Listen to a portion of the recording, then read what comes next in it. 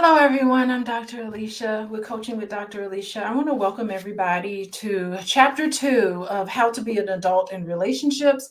You can get Chapter 1, our discussion on Chapter 1, in the show notes. And I want to get started here because I'm so frustrated. I just started a live a few minutes ago, and for some reason, there was just some audio mess up. But anyway, here we go. This is the real deal here. We are talking about how to be an adult in relationships. And this is 5 keys to mindful loving. So this is for everybody that wants to know, how do I behave when I'm in a relationship with a person?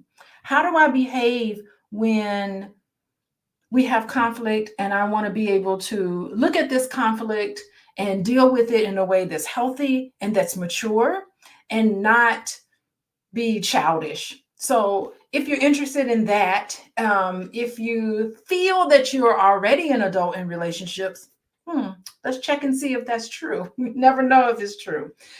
So maybe you also feel as if you can improve how your relationships operate. Maybe you're thinking, I've noticed these patterns that's happening in my dating life, and I wonder if I am carrying some of the issues I had when I was younger into my current relationship. And I don't know how any of us can't do that. So today, we're going to talk about Chapter 2. I do recommend that you go back.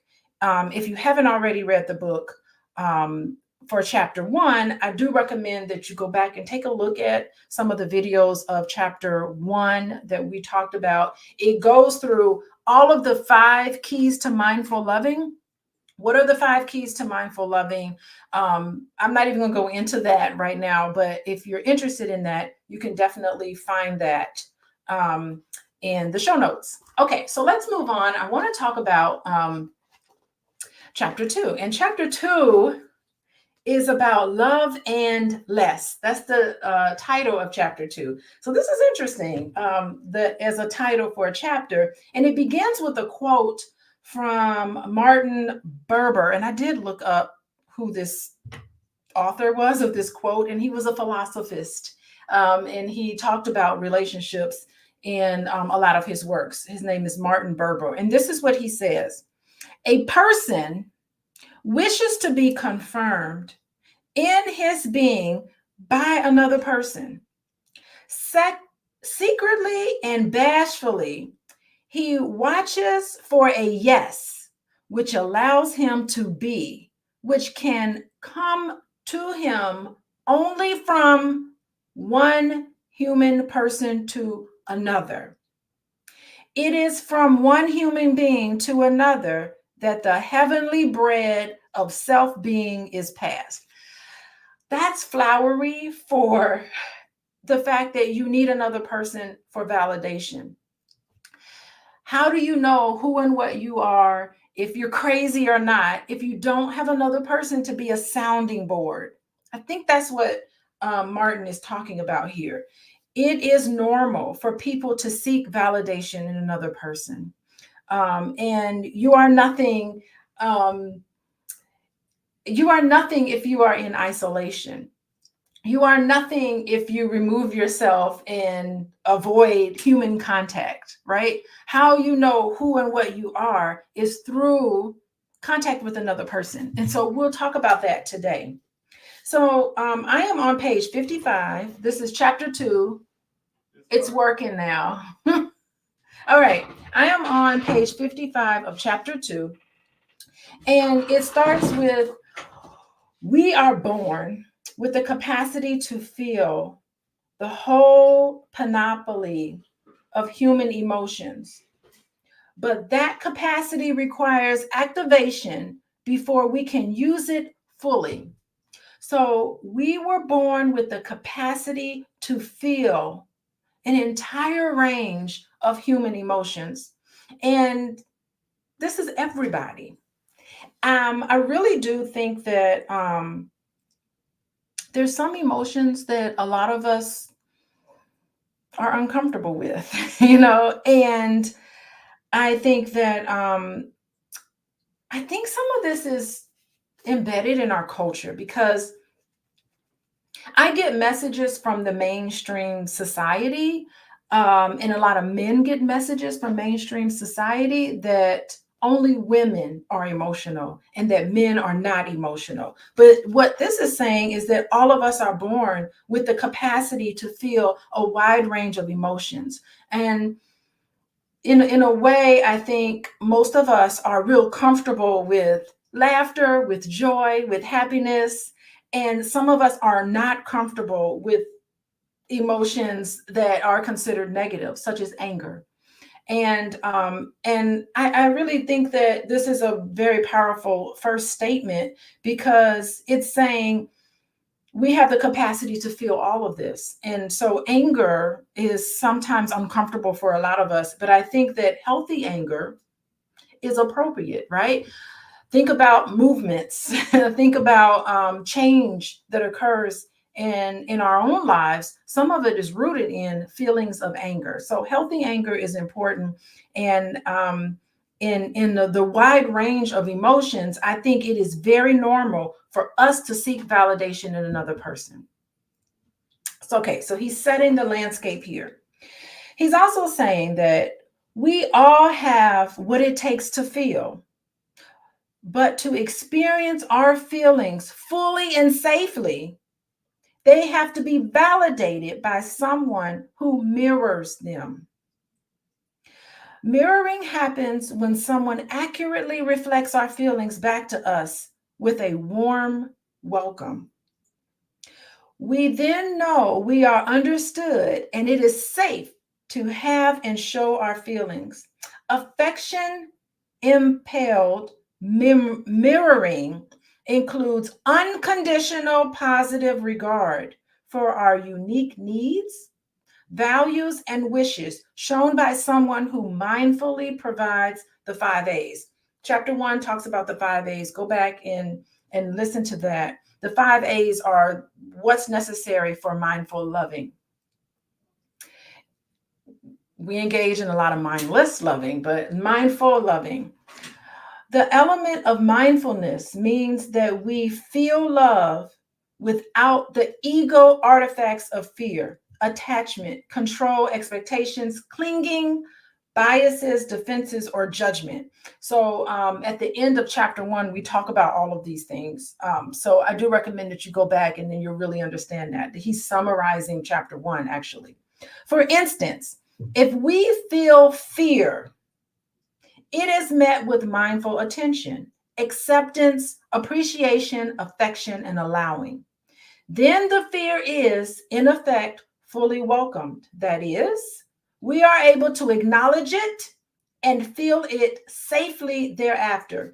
Yeah, and I think as a society, this just doesn't happen enough. I think sometimes we're given messages, and I really want to say sometimes I feel like men are given messages that to acknowledge that you're afraid of something is a sign of weakness. No, it's a sign of your humanness. To acknowledge that I'm mad at something or I'm mad at someone. Sometimes women are given messages that we shouldn't be mad at something.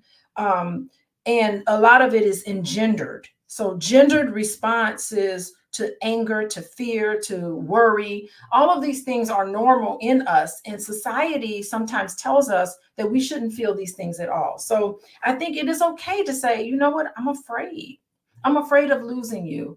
I'm afraid of getting on an airplane. Hello, Dr. Vibe. How are you doing? Hello, everyone. How are you doing? So yeah, I really do think that that this sets the tone for seeking validation in all of our feelings and the range of them, and some of them being uncomfortable. Okay, so let's go on to the next page, because they talk about the opposite of mirroring is shame. And I do see a lot of shame. Sometimes we if we don't get validation in how we feel, then we're told that our feelings and the way our emotions are inappropriate, therefore we feel inappropriate. So I think that's what I see a lot.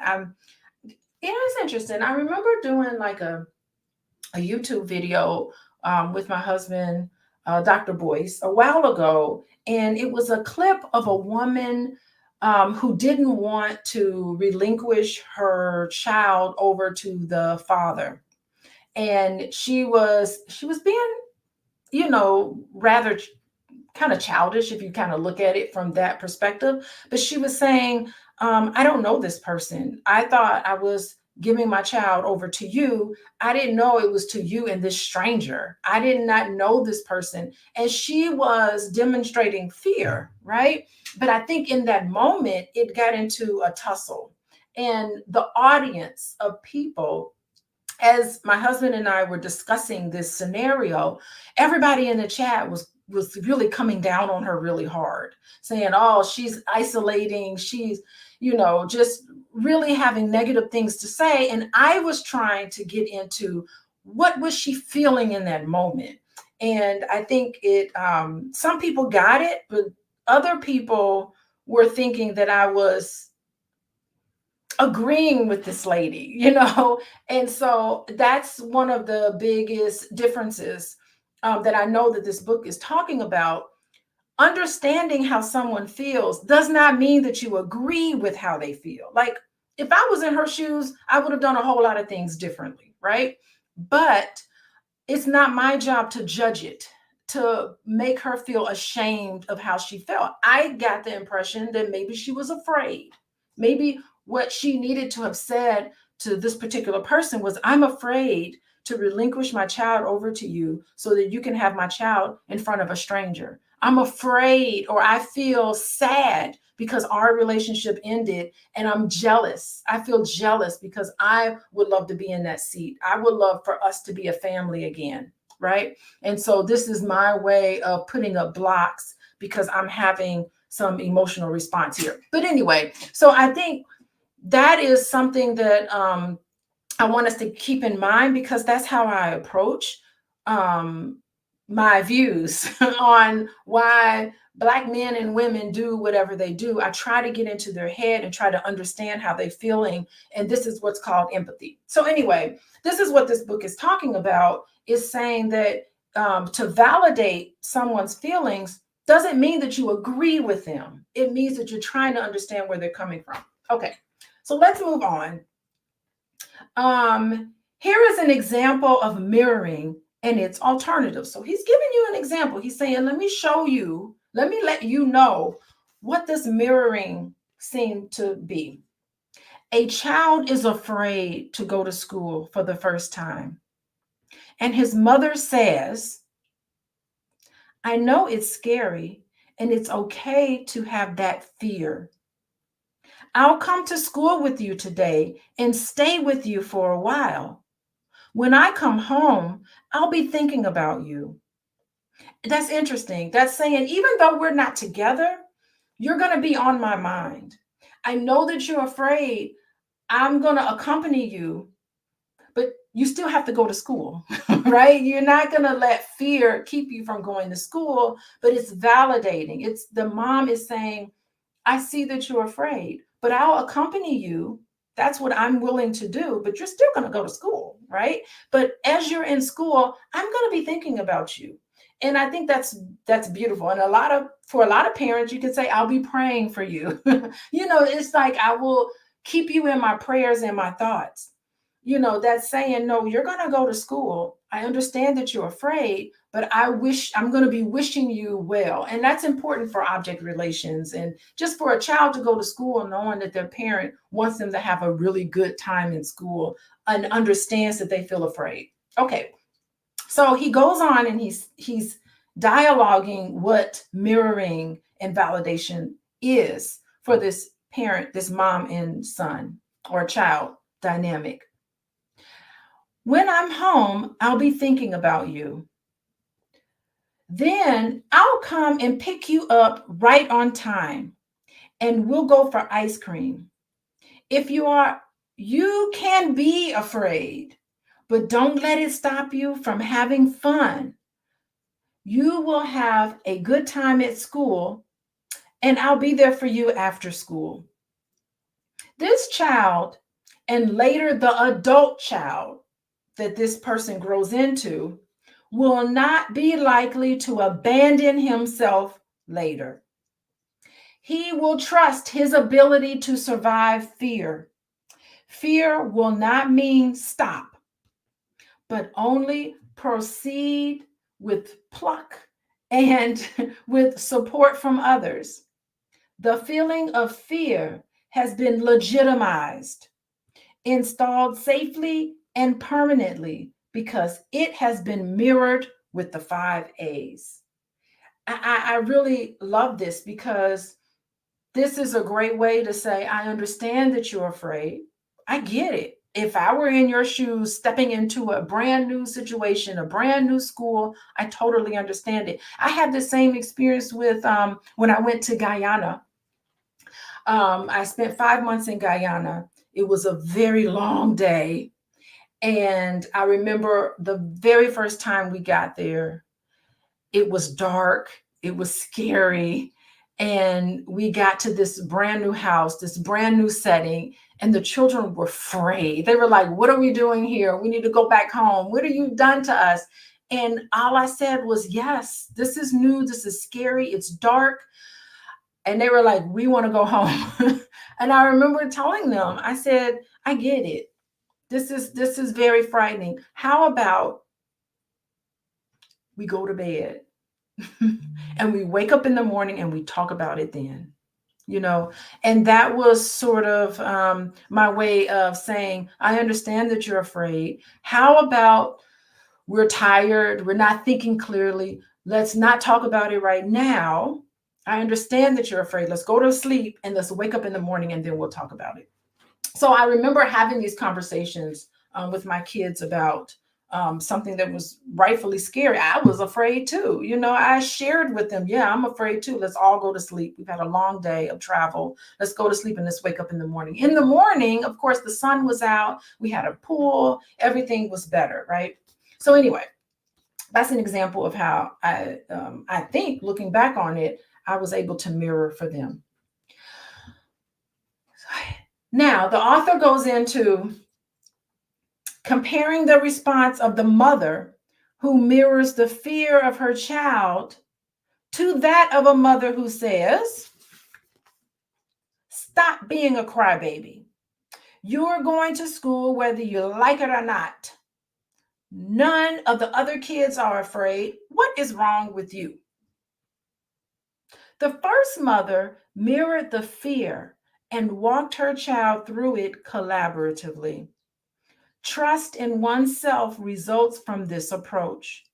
The second mother ridiculed the fear and associated it with inadequacy, resulting in shame. With no supportive container for his feeling, this child, who grows up to be an adult, will have to find his mirroring and the safety that results from it in some other place. Mirroring can also come in response. Okay, before I move on, I just want to say this sense of shame. It's really interesting because a child is looking for, embedded in it, looking for confirmation from their environment, right? Even as an infant. I don't know if y'all have taken a psychology course or intro to psychology. They talk about this mirroring experience that happens between a parent and an infant, right? So they'll show videos of the infant, brand new baby, who mimics the mom's facial expressions, and the mom mimics the child's facial expressions. And when the baby cries, the mom is like, "Oh, you're crying. What's the matter? Are you hungry? Are you wet?" And this mirroring experience is embedded in the child. So fast forward, the child is starting kindergarten and it's feeling scared about kindergarten. That mirroring still needs to be there. "Oh, what's the matter? Are you afraid? Are you worried? What are you worried about? Okay, here's the best that I can do to help you," right? I totally understand. And so this is the mirroring that can happen. Now, this is not always the case for a lot of us.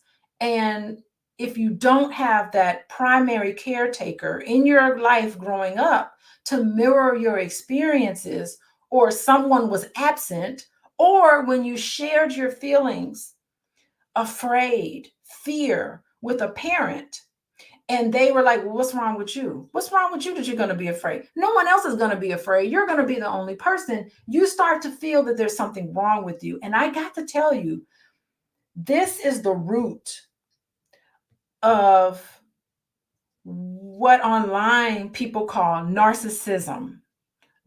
Individuals who display tendencies of narcissistic behavior and toxic behavior are little hurt children who never got the validation from their parent. And I'm here to say, because individuals have these tendencies, I don't think they need to be thrown away. I think that in current individuals who've had these things, and by the way, I don't even want to label it, but I see a lot of people online labeling individuals, oh, they're just narcissistic. No, I really don't think that. I think that they have these tendencies because as a young child, they were made to feel inadequate. They were made to feel ashamed. And I also know and believe that in healthy current relationships, they can grow to heal, right?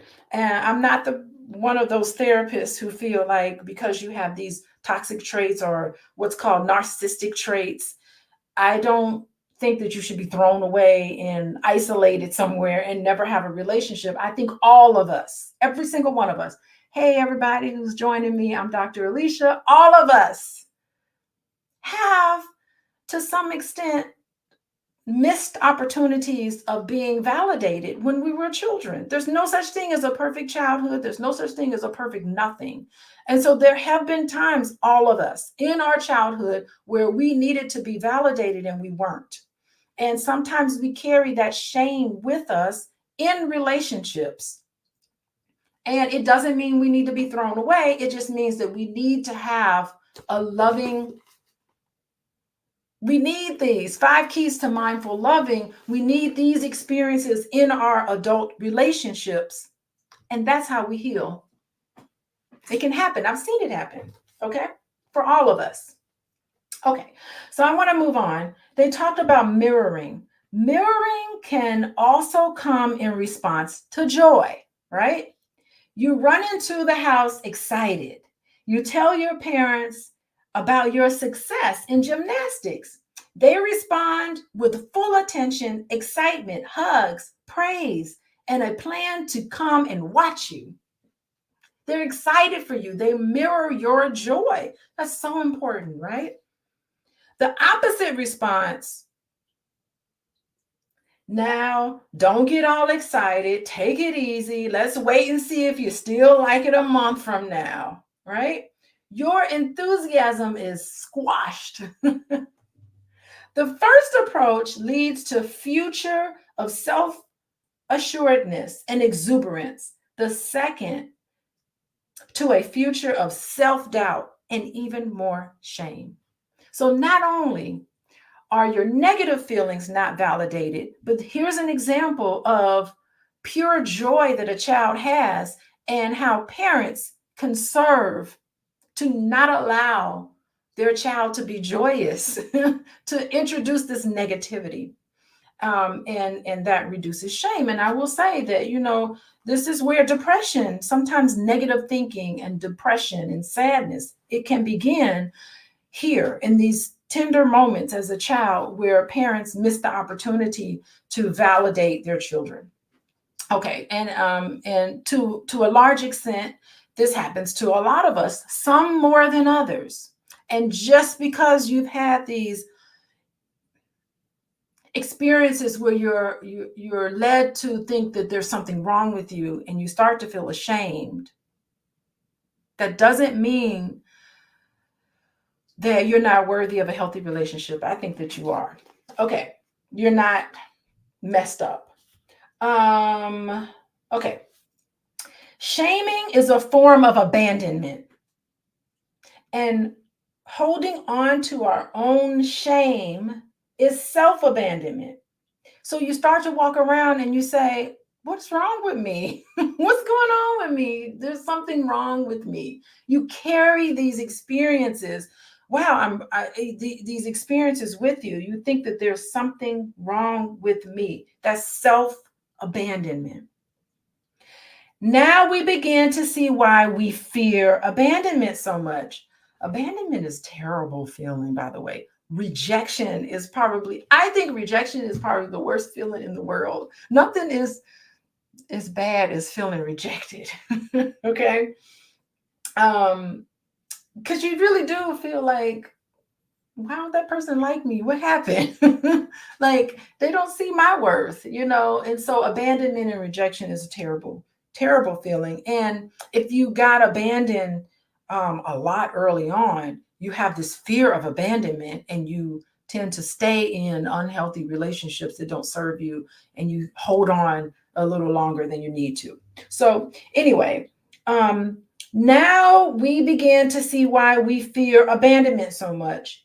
It is the absence of mirroring, and we need mirroring to survive emotionally. We also see why we fear the loss of our partner. To grieve is to find keenly isolated, is to feel keenly isolated and bereft of mirroring. We don't have enough people validating our experiences, right? To grieve with supportive others, however, is mutual mirroring. This is why funerals and public events this is why funerals are public events. Our fellow mourners mirror grief to us and we to them. Grief is healed by letting go and by contact. So it is a shared feeling.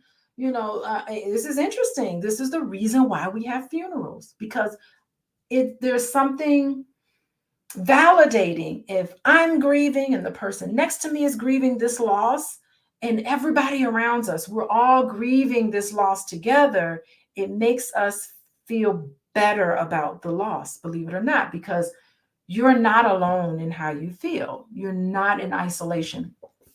And so, oh gosh, we only went through like the first page and we're already a half hour in. I just want to tell you, I'm Dr. Alicia with Coaching with Dr. Alicia. If you want to work with me, any of you all grieving, you feel like you're grieving all by yourself, you can contact me at coachingwithdralicia.com. I do work with couples. So if you're in a relationship and you don't feel like you're getting the validation that you feel like you need, you can fill out my intake, talk to your partner or spouse and say, hey, I think we need to work on this. And then you could meet with me and see if it's a good fit. And if you want to work on some of these on the individual level, you can also go to Coaching with Dr. Alicia. There's a link there to click on for individual work. And then there's also a link for couples. And this is what I've been doing I've been a licensed therapist for 21 years. And I've been doing this work for over 30 years. I'm older than I look, I think. Anyway, I want to say hello, Amun Ra, Osiris. What? We just got back from Egypt and you got Osiris going on. How you doing? Amun Ra. Yes, Amun Ra, Osiris. That's what's up. We got to see Osiris a lot. Repetition. I think the ancient Egyptians were obsessed with death. How to die. Paris, how you doing? Hey, I'd like for you to come on and maybe we can talk about some of this as well. Hello, everyone, for being here. Dr. Vibe. I don't know if Dennis is still here, but hey, Dennis, welcome. Okay, so we're talking about how to be an adult in relationships. It's the 5 keys to mindful loving. David Richo, I'm so jealous. My feelings about David Richo is jealousy. I'm kind of jealous because he wrote this fantastic book. And I'm sorry, I'm not one of those people that think that we can't learn from white folks, because this dude nailed it. And I'm just jealous I didn't write a book like this, because he is spot on. And hey, Yeah. How you doing? Regina, how you doing? Regina Booker, what's up? Anyway, so we are on chapter two. I am right now on page 57. I'm only going to do a couple of pages here because there's a lot in this book. I don't know how long we're going to take to get through it, but let's move on. Grieving, shared grieving after a funeral and of a lost one, you do feel better afterwards because everyone around you is sharing in that grief. And I think it would be beautiful if we had communities where someone has a loss or someone has a certain sort of experiences. It would be nice if all of us as a community just validated each other and their experiences instead of putting people down and saying, what's wrong with her? She's crazy. These black women you can't marry these black women, and these black men, they let you down. And it's shaming. And I think we need to focus on validating each other a little more. Anyway, okay. Allowing the mirrored partner to have their own story presents a major challenge for those who want to offer mirroring. Yeah, I find this a lot when I work with couples. Couples who argue a lot, they don't allow each other to be different. It's I don't think they're consciously doing this, but when I work with couples who have high rates of arguments with each other, they're not really good at allowing their partner to be different from them. Yes, you just had this experience, but you have to understand that your partner has one experience, okay? And you have a different experience. So allowing difference in experiences and knowing that, okay, this is my version of what's happened. I want to hear your version of what's happened. And I think that is something that we need to just know. Just know that when there's an experience that's happened between you and your partner, understand that your story is your version of the story and that your partner could have a totally different version of that story. It doesn't mean they're lying. It doesn't mean they're manipulating you. It just means that there's a difference. And can you allow difference in relationships? That is what David Richo is talking about. Look at that, Dr. Vibe. Is it a problem when a couple does not argue? Okay, that's interesting you use the word argue. I think it's a problem when a couple claims they don't have conflict. So having conflict is normal in relationships, but arguing does not have to be normal. And I think arguing is what happens when you don't allow another person to be different from you. They're going to be different, right? They're going to experience things differently. And so it doesn't have to lead to an argument. So that's the difference. Having conflict is normal, but arguing doesn't have to be. So thank you, Dr. Five, for that question. That was a really good question. Okay, let's see where I left off. Okay, when we are mindful, we are not fixing, but rather supporting another in her distress or in her choices.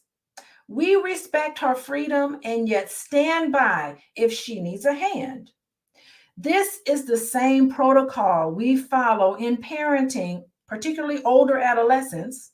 Lord, they like to be independent. So you older adolescents love to be independent. And I think that we need to understand this as parents. I have older adolescents in the house, so I'm feeling this right now, right?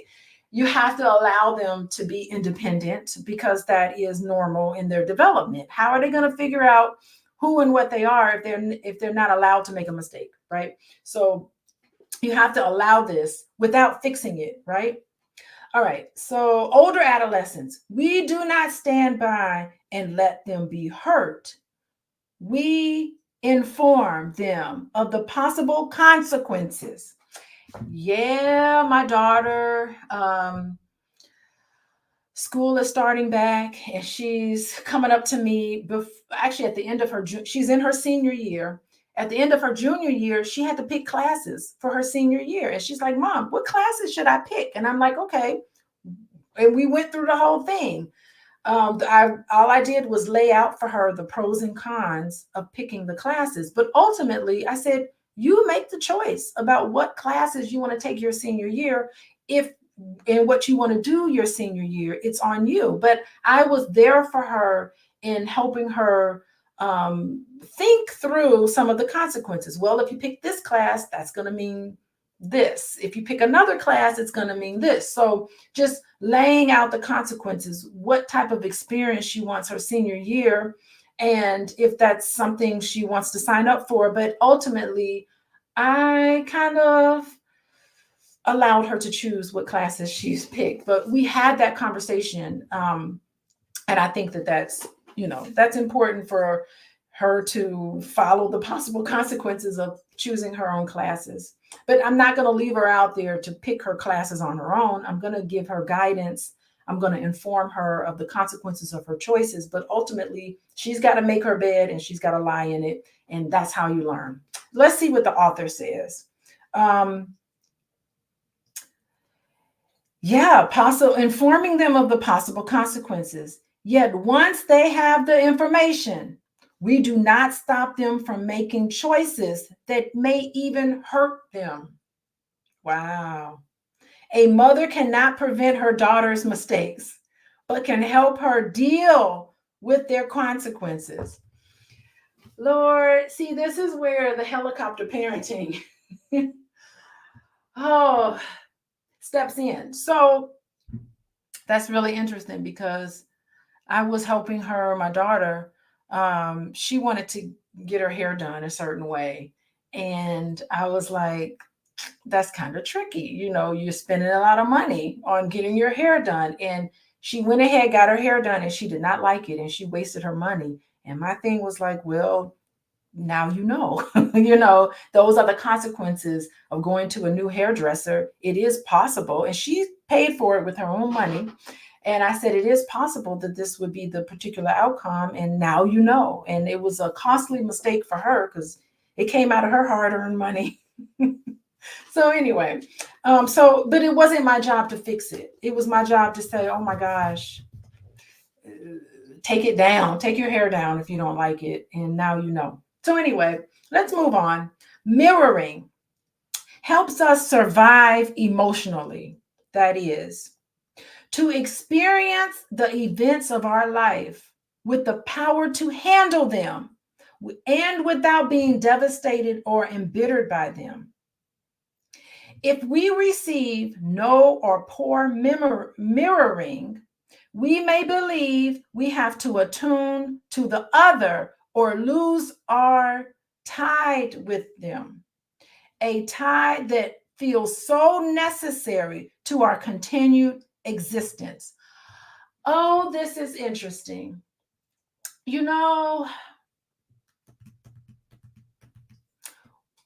When you're led to feel ashamed of being afraid, for instance,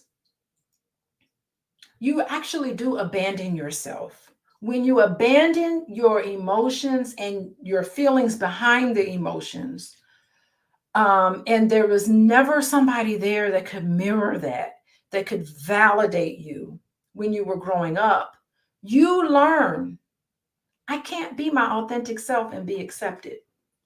You learn by abandoning your feelings, you are actually abandoning who and what you are. This is really interesting because in therapy, and let's see, I don't know, there's another therapist in here, Paris.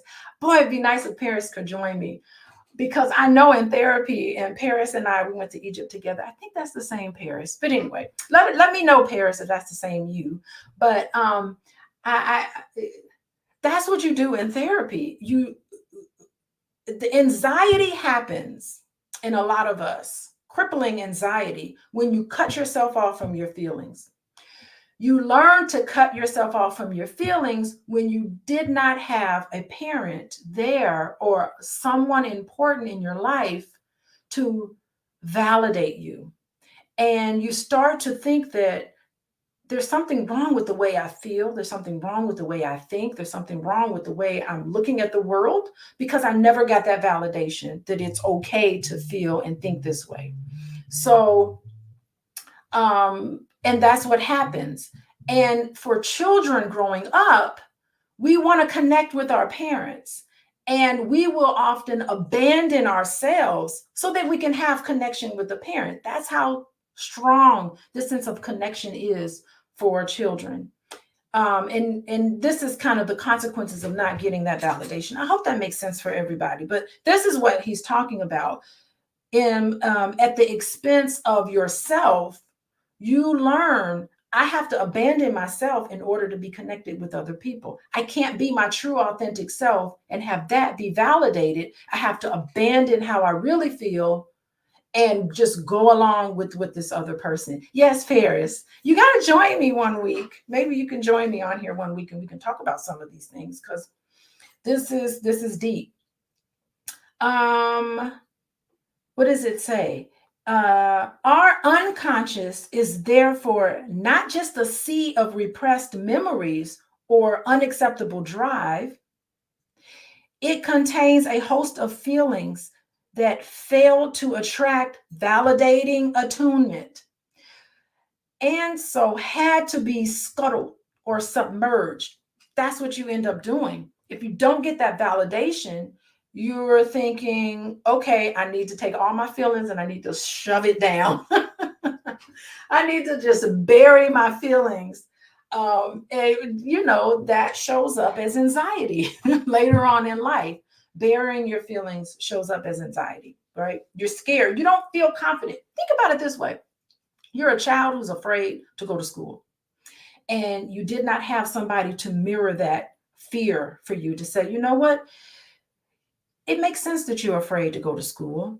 I'm going to be here for you as much as I can to help ease it, but you are strong enough where even in the midst of fear, you can still continue to just do it anyway, right? You are strong enough to handle it. And a lot of people who have anxiety, they just feel like they're not strong enough to handle it because they never got messages when they were growing up that you're good enough to make good decisions because you are in tune with who and what you are. Hope that makes sense to everybody, but it makes perfect sense to me. Okay. Continuing on page 57. It contains a host of feelings that fail to attract validating attunement, so had to be submerged. This is where you repress it. Okay. If, on the other hand, we received mirroring early in life and now let ourselves feel fully and appropriately, we have a safety net, a place to fall into when we face a crisis. So you're facing another crisis, similar to facing the crisis of being afraid to go to school when you were younger. When you're older and you face this crisis, you're like, you know what? Unconscious. This is unconscious. You're unconscious. You're not consciously making this decision, but you're in your mind, this process happens to say, you know what? I've been afraid before. I went ahead and did it anyway, and I came out victorious. So you know what? Now that I'm afraid, I'm still going to do it anyway because I know I'm strong enough to get through it. That's what mirroring happens to you. So when you face a crisis, you're not going to just melt and cripple and have a meltdown because you face a crisis. You're going to know that you are confirmed in who you are, and you can go forward in this crisis. Sometimes in life, we make choices and find no mirror of acceptance from anyone. Then, for the sake of our psychological and spiritual health, we need to either to seek out a support system from which to receive mirroring, or to stand alone and trust ourselves when there is no support to be found. You learn to trust yourself sometimes because as adults, they ain't gonna be no, you're not gonna have no parent standing behind you going, you can do it, you can do it. But if early on you have that sense that you can do it, then you really, sometimes you don't need to have a cheerleader cheering you on as an adult, right? Can I stand in the moonlight and feel its reflection as nature's mirroring of me and let that be enough for now? Whew, that's powerful. How y'all feeling? How y'all doing? I am Dr. Alicia with Coaching with Dr. Alicia. I just want to let you know that we are looking at how to be an adult in relationships, the 5 keys to mindful loving. Let's see here. I'd like for everybody to text love, LOVE, to 87948. Be sure to do that. Be sure to follow me on Instagram, Coaching with Dr. Alicia on Instagram. And that's the best way to keep a hold of me. And to go to coachingwithdralicia.com if you're interested in working with me. I will mirror you. I will validate your feelings. And it doesn't mean that I agree with your feelings. It just doesn't mean that I agree with everything that you say. It just means that I totally understand where you're coming from. And probably if I were in your shoes, given your circumstances, I'd do the same thing too. So this is just an example of validating doesn't necessarily mean agreement. And who cares about that anyway? Who cares? So anyway, hey, thank you. Hey, I got a comment. Cherie. Ooh, Cherie's on the beach somewhere. That's nice. This is the way to becoming a mature, functioning adult. I'm here for it. Yeah, and I think that if you follow the mindful loving, I think it's the best way to approach dating. If you are interested in someone and you're out in the dating world, if you follow the 5 keys to mindful loving and you do all of these things for another person, that person will fall in love with you. Just saying. That's what you do if you're dating. Okay, let's move on. Healthy adults appreciate those who mirror what was left unmirrored in childhood. I love this because just because you didn't get it in childhood doesn't mean that you're some narcissistic fool who needs to be thrown away. No, it says that you can have a corrective experience in current relationships. I think that's awesome. Veronica, sometimes God is the only cheerleader we need. Okay. I think to add to that, Veronica, let's look at Veronica's comment. I think to add to that, I think God speaks through us. And sometimes you will get a cheerleader in your real life as a real person because I'm cheering you on. It's the God in me that sees the God in you that's cheering you on, right? And I think I'm adding to your very astute statement, Veronica. Okay. All right. Adults appreciate those who mirror what is left unmirrored in childhood. Healthy adults. Unhealthy adults try to siphon what they need from others. Oh, they use people. In mature relating, we find people who mirror us. We discover the same mirroring powers within ourselves and then show them to others as well.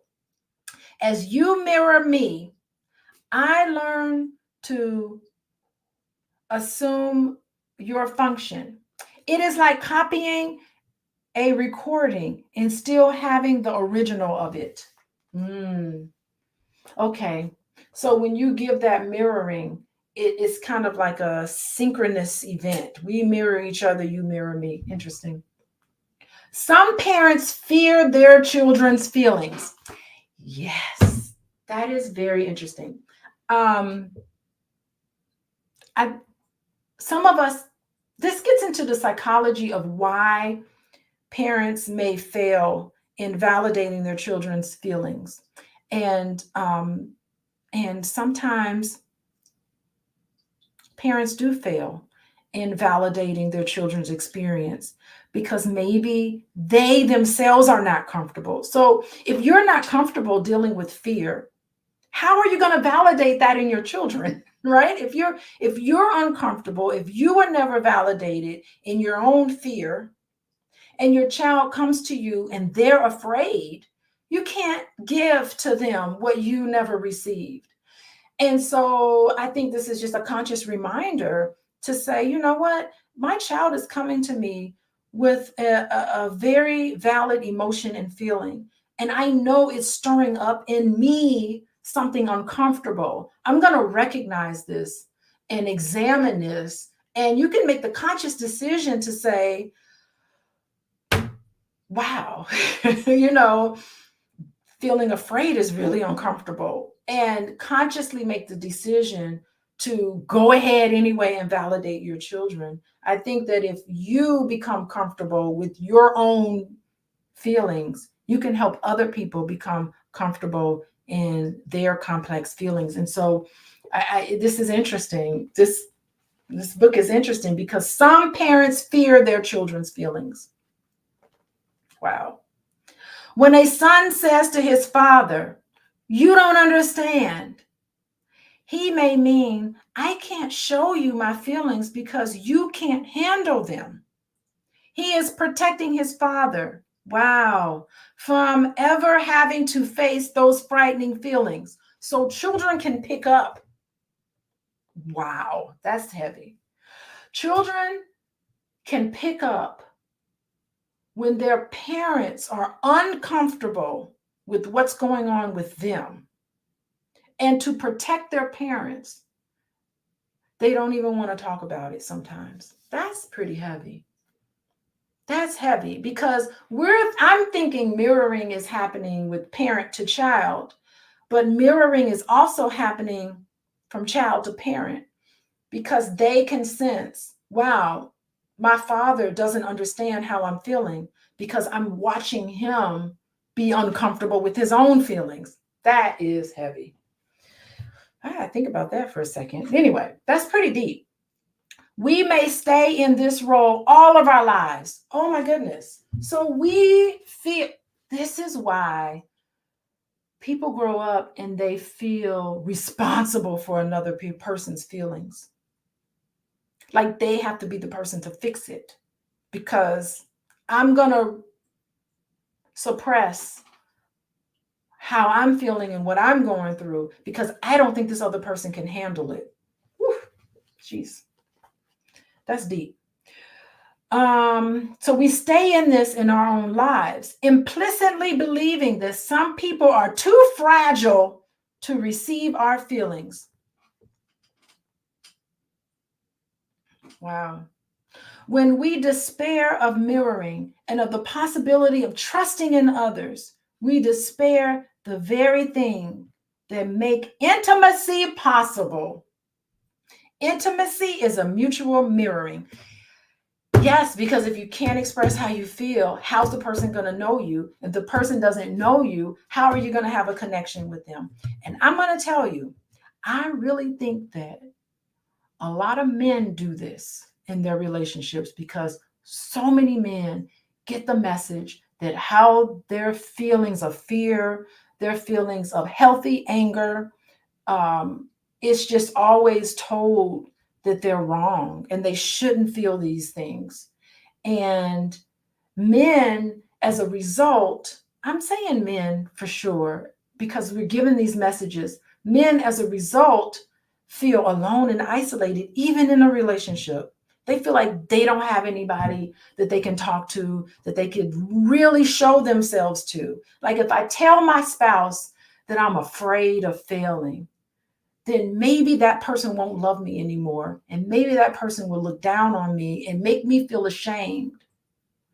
And what happens is that you lose connection with that person. And it is a wonderful feeling to be totally accepted in all of your complex emotions, to feel absolutely loved and accepted. And if you feel like your partner makes you feel ashamed, dang, how are you really going to connect and where's the intimacy?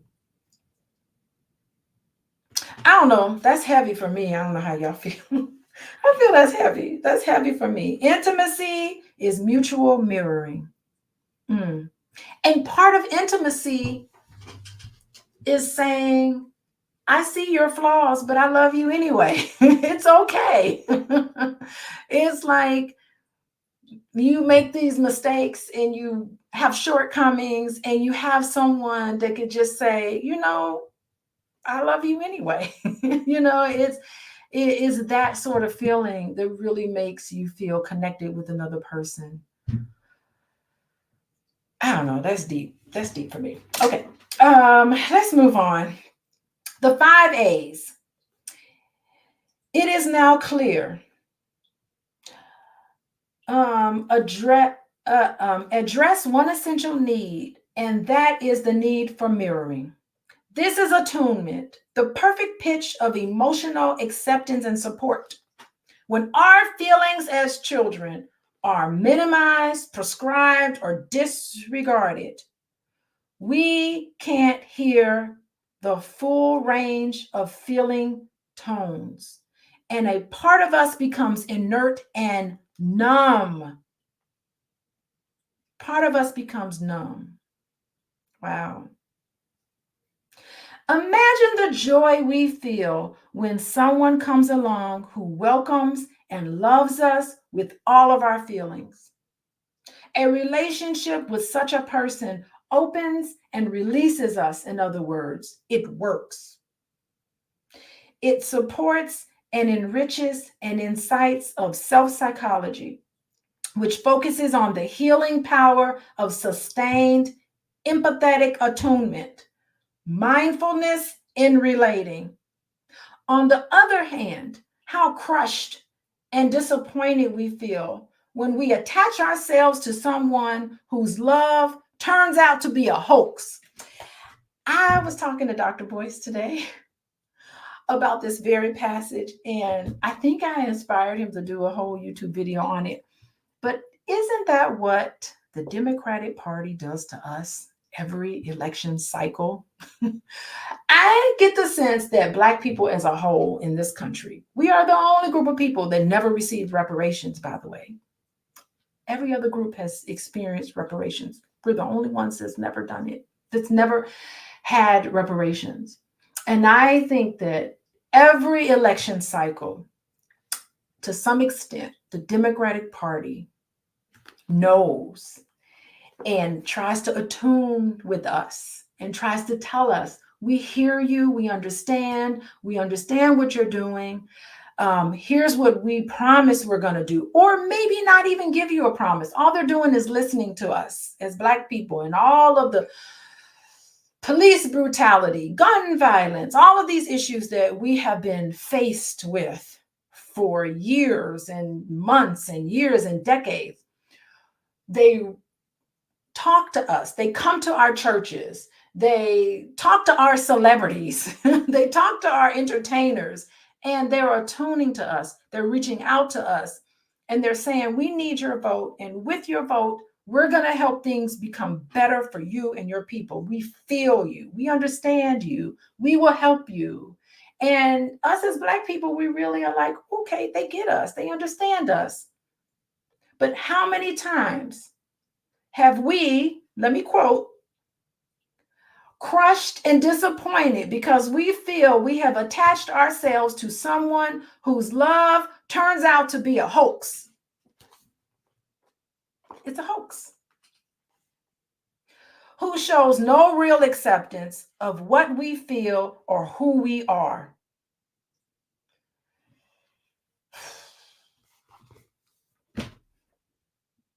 It happens every election cycle. And I would love for a politician to just be honest and say, you know what? We can't do much for you. Here's what we can honestly do. Here's what we honestly can't do. There's not much we can do. I want a politician to say, our hands are tied. There's nothing we can do for you. I'm doing this to try to get your vote.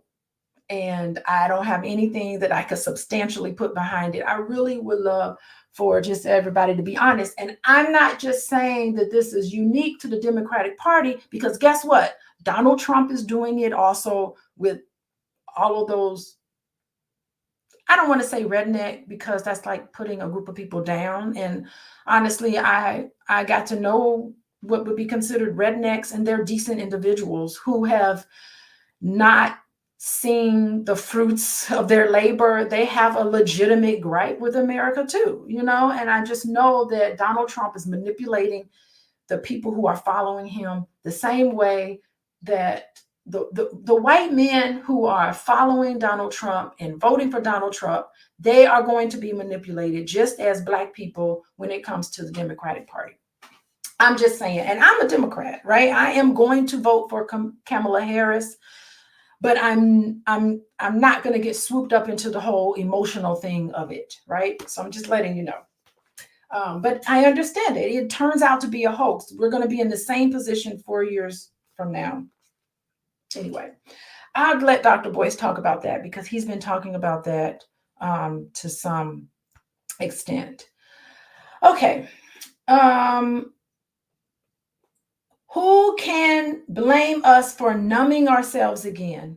Ultimately, our fear of intimacy may be a fear of our own reaching out, will be met with some rejection, which is the worst feeling in the world, we encountered in childhood. Who would not be afraid of that? Yeah, I mean, I don't want to talk too much about rejection because it hurts. It's like you and who and what you are is just not good enough. And that's a terrible feeling. Okay. It does not seem appropriate to seduce or trick another person into mirroring us. A healthy alternative takes two forms. First, we may ask for mirroring directly from those we trust, right? Would you listen to my story? Would you hold my hand as I say this? Can you appreciate what I have done? This would be great in dating. If you're trying to develop trust in another person, become these qualities in another person, right? When you're dating. So that's the first thing. It's important for the people that you love and the people that you trust to be able to open up to them, right? Second, can we open ourselves to mirroring that comes to us as grace? A spontaneous gift from others and from the universe. Yes, nature mirrors us too. It is holding us right now. Since we inhabit a generous universe, we are indeed receiving mirroring, and our challenge is to notice it. Wow. The kindness of the universe is reflecting in Buddha's teaching of universal compassion. When we realize that mirroring is often a form of grace, we are freed from the despair that we will not be able to find it. Wow. Contemplating an image of the compassionate face of the Buddha, we all see our sorrows and joys mirrored here. Y'all ever see, does anybody have a statue of the Buddha in their house, or is it just me? Maybe it's just me, but I have a statue right in front of my house on my porch. And Dr. Boyce and I, we sit out there and talk a lot on that front porch. And the presence of that Buddha just there, he's like sitting there in his prayer, just that statue in front of my house, when I look at that statue, a sense of calm comes over me. It's something about that Buddha statue. And you can be a Christian and a Buddha at the same time. They're not opposed to each other for the Christians out there. At least that's from the perspective of the Buddha and Buddhist religion. They believe that they can integrate into any other religion. So a Buddhist is a way of life, and it's about mindfulness, by the way. Okay. This is heavy. This type of mirroring takes two forms: a deactivation of our clinging and fearful ego, and compassion for our plight as humans. It is the equivalent of an assisting force in facing life's conditions. Such presence tells us we may be separate, but we are not alone.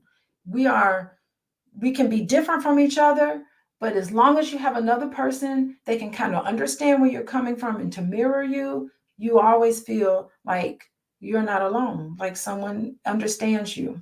Very fascinating. Okay. Mirroring engenders a sense of self in us. When we internalize the power of others, they are transmuted from being their powers to being ours. The child competes with his parents for power and is frustrated in the attempt. Then he internalizes his parents' power rather than competing with them. As a result, he develops a sense of mastery and self esteem. In adult life, he knows how to internalize other supports and thereby gain the power of support himself. An inner nurturant parent protects the inner child. Yes, that makes sense. It is what I teach in the and it is what I teach in the human behavior. It's a human behavior class I teach at St. Francis. Every once in a while, I'll teach it.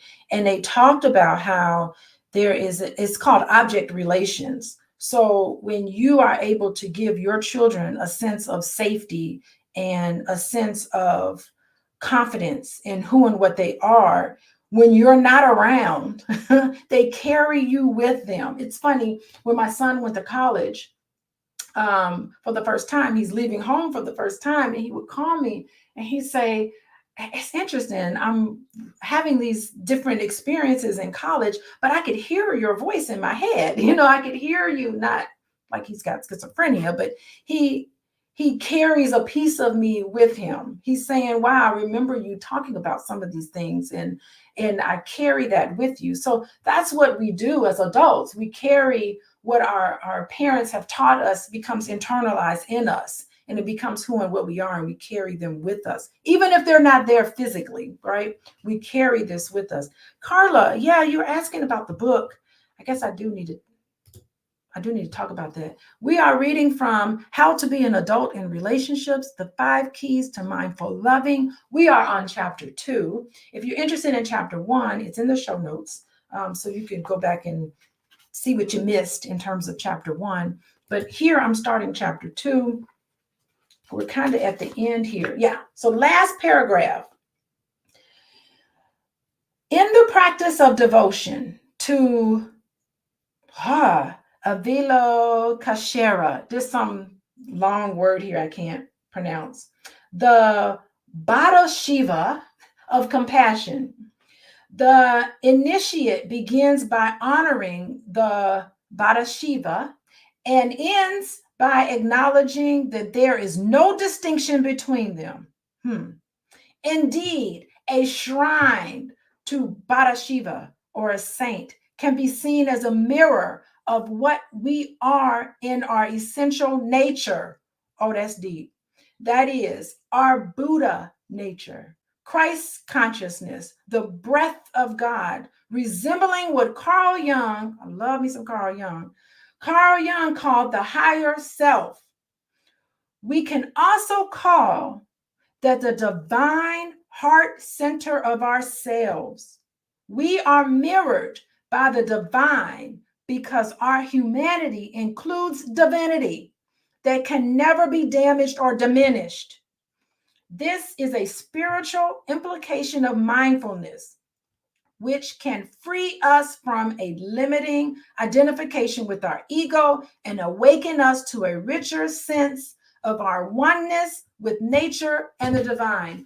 Oh my goodness, I cannot agree with that more. Let me tell you, it's interesting that they bring out these long, drawn out words that I can't pronounce in this book, because this is based on Hindu religion. Let me tell you something. Have y'all ever been to a Hindu temple? Anybody been to a Hindu temple, or is it only me? I had the privilege of going to a Hindu temple and I was blown away. If anybody knows me, they know that I am obsessed with learning about the subconscious mind. I believe that any and everything that we could ever want is embedded in us, and we have to figure out ways to draw it out of us. And nothing does it more than symbols. And I will tell you that one time I went to a Hindu temple. If you ever get invited to go, rearrange your schedule and go. It is the most beautiful place you ever want to be.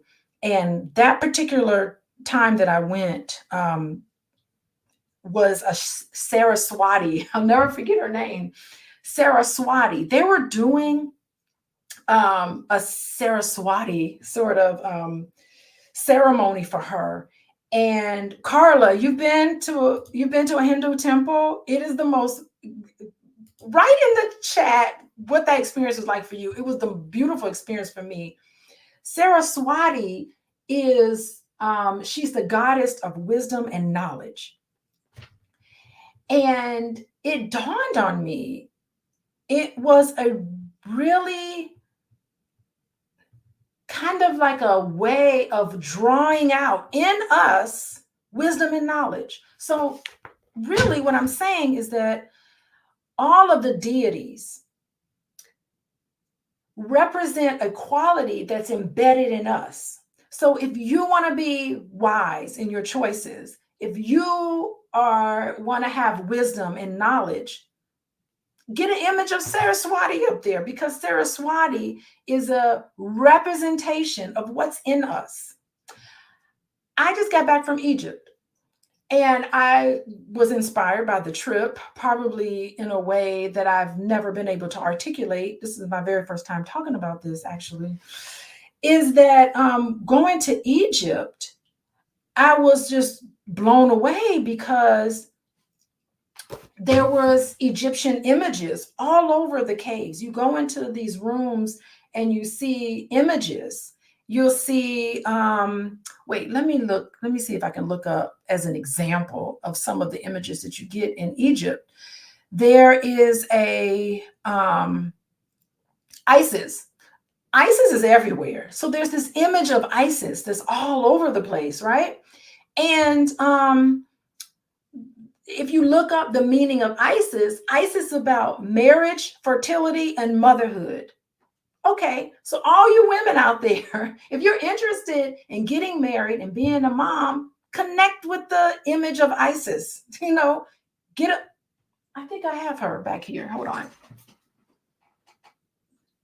Get a statue of Isis. Here she is. I think this is Isis. Get a statue of Isis and put that down and look at it, because she represents, for all of us, marriage and fertility and motherhood. Fertility doesn't even really mean having children. Fertility could be growing something. You want to start a business. You want it to be fertile. So connect with the spirit of Isis. I'm not saying do anything sacrilegious.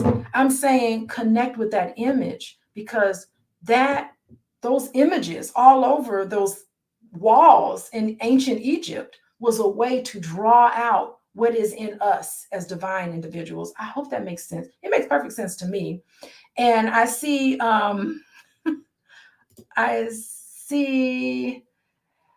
Ayurvedic practice. Yeah, Ganesha is your favorite. Ganesh. Good. Thank you, Rhonda. Ganesh. Okay, suppose you have blocks. Suppose you want to do something and become something, and you find blocks in your way. Connect with Ganesh. Ganesh is what? Ganesh is like the little elephant, right? The Ganesh. Connect with Ganesh, because Ganesh is known to clear away blockages. It's a way of drawing out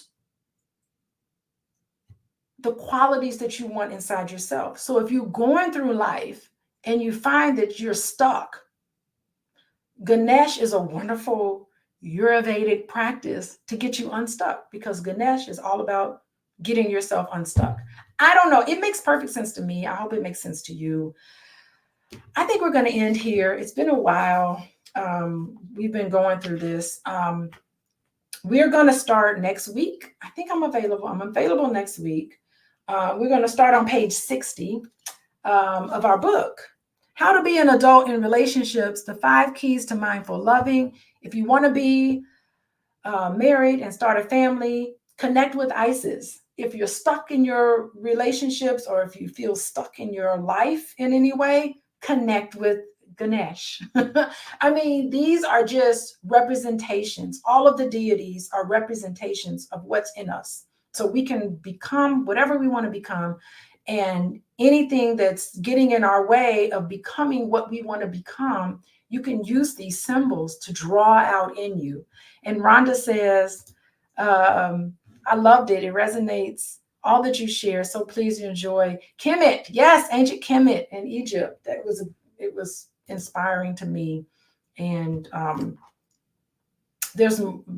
haven't even begun processing everything with Egypt, my trip to Egypt, but I will be processing and probably incorporating it into my book club.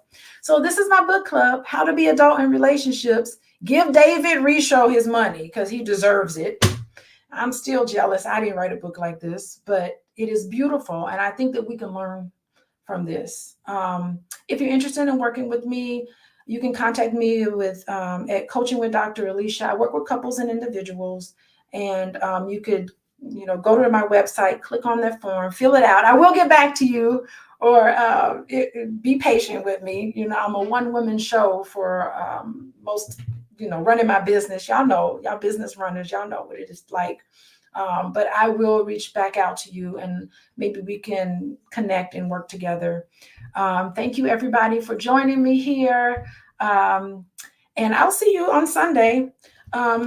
Again, you can go to the show notes and get chapter 1. We are now on chapter 2. Don't get left behind. This book is amazing. And maybe I'll reach out to David Richo and see if he can join me one day, the author of the book. But anyway, goodbye, everybody. Thank you for joining.